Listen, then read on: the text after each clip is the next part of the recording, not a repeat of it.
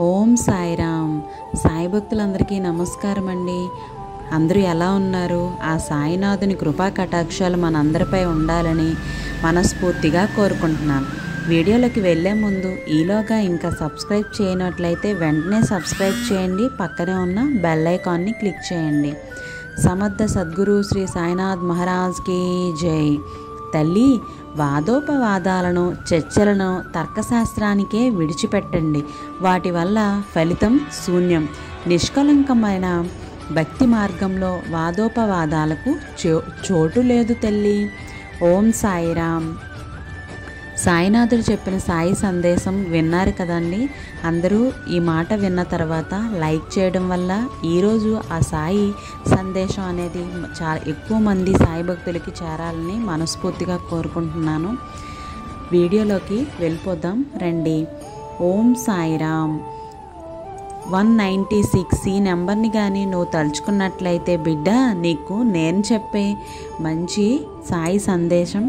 నా మాట విను బిడ్డ. నువ్వు ఒకప్పుడు వాళ్ళ ఆపద సమయంలో ఆదుకున్నావు. ఇప్పుడు వాళ్ళు నిన్ను మోసం చేశారని బాధపడుతున్నావా బిడ్డ? నీవు చేసిన సహాయం ఎప్పటికీ వృధా కాదు. ఆ సమయమే నీ పుణ్యంగా మారింది. దానిని నేను నీ పొద్దులో రాసి పెట్టుకుంటానులే. నీకు అవసరం వచ్చినప్పుడల్లా అది నిన్ను రక్షిస్తుంది తల్లి. నువ్వు చింతించకుండా ప్రశాంతంగా ఉండు బిడ్డ. ఓం సాయిరామ్. 197 ఈ నెంబర్ని కానీ నువ్వు తలుచుకున్నట్లయితే బిడ్డ, భగవంతునిలో లీనమైతే సమస్తము పొందుతావు తల్లి. కానీ ఎప్పుడైతే పొందుతావో అప్పుడు అర్థం చేసుకుంటావు. అప్పుడే మిగతావన్నీ కూడా వ్యర్థమని, భగవంతుని యొక్క నామాన్ని మించిన సుఖం ఏదీ లేదని తెలుసుకుంటావు తల్లి. ఓం సాయిరామ్. సమర్థ సద్గురు శ్రీ సాయినాథ్ మహారాజ్కి జై. 198 ఈ నెంబర్ని కానీ నువ్వు అనుకున్నట్లయితే తల్లి, ఏంటి నా జీవితం నాకే ఎందుకు ఇలా జరుగుతుంది అని అనుకుంటున్నావా? ఏం జరిగినా సరే నువ్వు మాత్రం నీ వైపు నుండి మంచిగానే ఉండు. నీ ప్రేమ, నీ కష్టం, నీ మంచితనం ప్రతీదీ అంతకు మించి రెట్టింపు స్థాయిలో తిరిగి నీ వద్దకు చేరుతుంది. నన్ను నమ్మిన నా పిల్లలను నేను ఎన్నడూ విడవను. ఎప్పుడూ నీ కంట నుండి కన్నీరు రానివ్వకుండా చూసుకో బిడ్డ. ఓం సాయిరామ్. 199 ఈ నెంబర్ని కానీ నువ్వు తలిచినట్లయితే ఆ సాయినాథుని చెప్పే మరొక అద్భుతమైన మాట, అటువంటి ఆలోచనలన్నీ కట్టిపెట్టు. నీవేమిటి నాకు పూర్తిగా తెలుసు. నేనెవరో కూడా ముందు నీకే తెలుస్తుంది. గతంలోనూ ఇప్పుడు కూడా నేను నీ వెంటే ఉన్నాను. ఇతరులు అన్నవి పట్టించుకోకు. అనుభవాన్ని అంటిపెట్టుకో. ఓం సాయిరామ్. 200 ఈ నెంబర్ని కానీ అనుకున్నట్లయితే తల్లి, గెలుపు అనేది నీ పుట్టినరోజుకి నిన్ను కన్నవారికి, నువ్వు నడిచిన దారికి అన్నింటికీ విలువ తెచ్చి పెడుతుంది. అంతేకాకుండా నీ మీద నీకు నమ్మకాన్ని, విశ్వాసాన్ని కూడా కలుగజేస్తుంది. ఓం సాయిరామ్. 201 ఈ నెంబర్ని కానీ అనుకున్నట్లయితే చిరునవ్వుతో జీవితాన్ని ప్రారంభించిన నీ సంకల్పం గొప్పది. నువ్వు సంకల్పించిన గడియలు కూడా మంచివే. ఇక నీకు అంతా మంచే జరుగును. అతి త్వరలోనే నీవు కోరుకున్నది నీ ముందర ఉంటుంది. ఓం సాయిరామ్. 202 ఈ నెంబర్ని కానీ అనుకున్నట్లయితే తల్లి, ఎల్లప్పుడూ నీకోసం ఏదో ఒకటి చేస్తూనే ఉంటాను. ప్రతి సమస్యకు పరిష్కారం వంటి 1కి 2, ప్రతి దుఃఖానికి ఒక ఉపశమనంలాగా, ప్రతి నీడకు కూడా ఒక వెలుగు, అలాగే ప్రతి రేపటికి ఒక ప్రణాళికలా నీవు నీ కలలకు తగినట్లుగా శక్తితో ప్రయత్నం చేస్తేనే అద్భుతాల్ని జరుగుతాయి తల్లి. ఈ మాటని ఎప్పటికీ మర్చిపోవద్దు. నీ భయాలను వదిలి నన్ను అనుసరించి చూడు. అంతా బాగానే జరుగుతుంది తల్లి. ఓం సాయిరామ్. ఓం సాయిరామ్. 203 ఈ నెంబర్ని కానీ నువ్వు అనుకున్నట్లయితే భయపడకండి. నేను మిమ్మల్ని జాగ్రత్తగా చూసుకుంటాను. మీకు ఆందోళన కలిగించే సమస్యలపై నేను పనిచేస్తున్నాను. నేను మీకోసం ఒక మార్గాన్ని ఏర్పాటు చేస్తున్నా. మీకోసం నా ద్వారాలను తెరిచి ఉంచితిని. మీ యొక్క దృష్టిని నాపై కేంద్రీకరించి విశ్వసించాలి. మీరు నా కోసం వేచి ఉన్నప్పుడు నేను ఓపికగా ఉండాలి. అవునా, నేను నీకు తెలిసిన దానికంటే నేను నిన్ను ఎక్కువగా ప్రేమిస్తున్నాను. అలాగే నేను ఎప్పుడూ కూడా నా ద్వారాలని తెరిచి నీకోసం ఒక మార్గాన్ని ఏర్పాటు చేస్తున్నాను. ఓం సాయిరామ్. 204 ఈ నెంబర్ని కానీ అనుకున్నట్లయితే సాయి చెప్పిన మాట: తల్లి, పూర్తి విశ్వాసంతో నాకు లొంగిపో నా బిడ్డ. మీ బాధలు సమస్యలు అన్నింటినీ నాకు ఇవ్వండి. వాటిని నా పాదాల వద్ద వదిలేయండి. నేను మీ మార్గములో అడ్డంకులు అన్నింటినీ తొలగిస్తాను. నేను మీకు చిరునవ్వును, శాంతిని అందిస్తాను. విశ్వాసం, సహనం ఎప్పుడూ కలిగి ఉండు బిడ్డ. ఓం సాయిరామ్. 205 ఈ నెంబర్ని కానీ అనుకున్న సాయి చెప్పిన మంచి మాట: తల్లి, నేను నిన్నే చూస్తున్నాను. వారు నీ గురించి మాట్లాడనివ్వ. నువ్వు నేను నీతో ఉన్నప్పుడు ఎవ్వరూ నీకు హాని చేయలేరు. సానుకూలతపై దృష్టి పెట్టు. విశ్వాసాన్ని కలిగి ఉండు తల్లి. గతం గురించి చింతించద్దు. భవిష్యత్తుపై నీకు నియంత్రణ లేనందున భయపడకద్దు. అలాగే ఆందోళన చెందకండి. వర్తమానంపై దృష్టి పెట్టి భవిష్యత్తులో నువ్వు ఏం చేయబోతున్నావు, నీ భవిష్యత్తు ఎలా ఉంటుంది అనేది ఆలోచించు. నీ భవిష్యత్తు ఆనందమయంగా ఉంటుంది. ఓం సాయిరామ్. అలాగే చివరిగా ఆ సాయినాథుడు చెప్పిన మాట: నన్ను సేవిస్తూ ఇక్కడే ఉండు బిడ్డ, నీ సంగతి నేను చూసుకుంటాను. అలాగే బాబా భక్తులైనటువంటి ఒక భక్తురాలు తన జీవితంలో చేసిన బాబాగారి లీల గురించి మనకి ఒక కథ రూపంలో తెలియచేసింది. అది ఏంటో చూద్దాం రండి.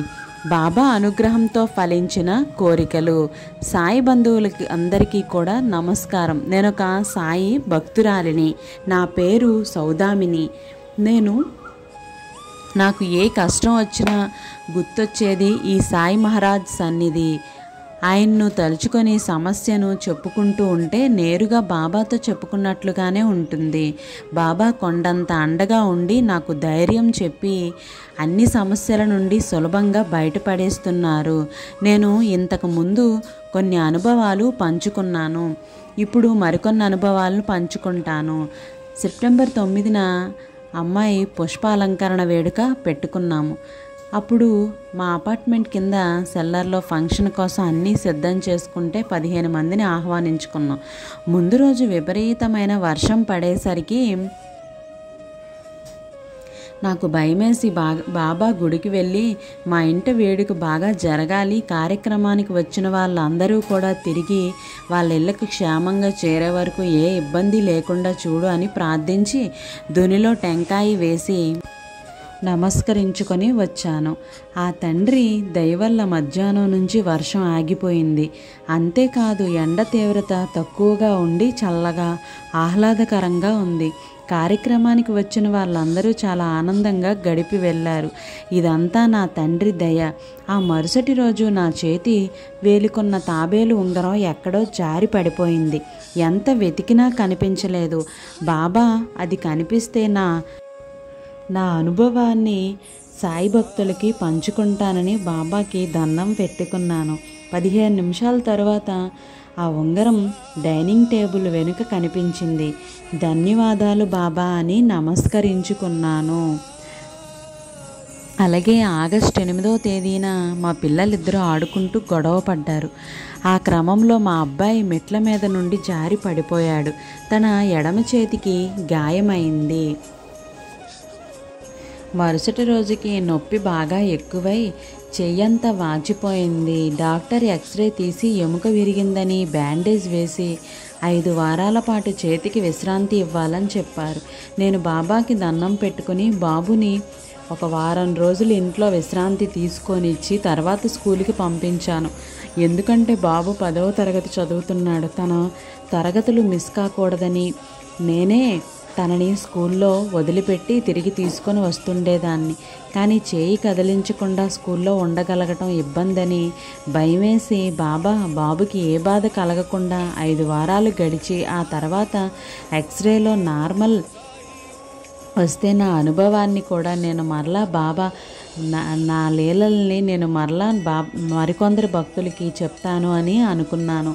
5 వారాల తర్వాత డాక్టర్ ఎక్స్రే తీసి బాగానే ఉంది, అయినా 3 నెలల వరకు బరువులు ఎత్తకుండా జాగ్రత్తగా ఉండాలి అని చెప్పారు. బాబా మీకు శతకోటి వందనాలు.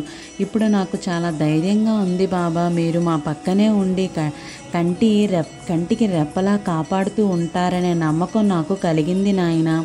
ఇలాగే నా బిడ్డల క్షేమాన్ని ఎల్లప్పుడూ చూసుకోవాలని వేడుకుంటున్నాను తండ్రి. అలాగే మరొక సంఘటన, జూలై 28న తేదీన నాకు లాకర్ తాళం చెవి ఎక్కడో దాచిపెట్టి మర్చిపోయాను. శ్రావణ మాసం, దేవుడికి నగలు పెట్టడానికి కూడా లేకుండా పోయింది. మొత్తం 25 రోజులు ఎంత వెతికినా దొరకలేదు. ఎక్కడ పెట్టానో అసలు గుర్తుకు రాలేదు. ఇంతలో మా వారు బంగారం పెట్టి అప్పు తీసుకోవాల్సిన అవసరం వచ్చింది. లాకర్ తాళం చెవి ఎక్కడ పెట్టావని ఒత్తిడి చేయసాగారు. నాకు భయమేసి బాబాకి దండం పెట్టుకుని ఓం శ్రీ సాయి సూక్ష్మాయ నమః అనే మంత్రాన్ని 1001 సార్లు పఠించి బాబా లాకర్ తాళం చెవి ఎక్కడుందో కనిపిస్తే వెంటనే ఈ అనుభవాన్ని మరలా నేను మరికొందరు సాయి భక్తులకి చెప్తాను అని చెప్పి అనుకున్నాను.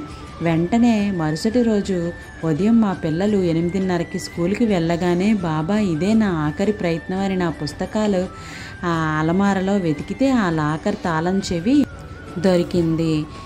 నా సంతోషం చెప్పాలనేది కాదు. బాబాని నమ్ముకుంటే చాలు, ఎంతటి ప్రతికూల పరిస్థితి అయినా అనుకూలంగా మారిపోతుంది. అయితే అటువంటి పరిస్థితులు మన ఓర్పుకు ఆయన పెట్టే పరీక్ష సమయం. నమ్మకం ద్వారా మాత్రమే మనం ఆ పరీక్ష పాస్ అవుతాం.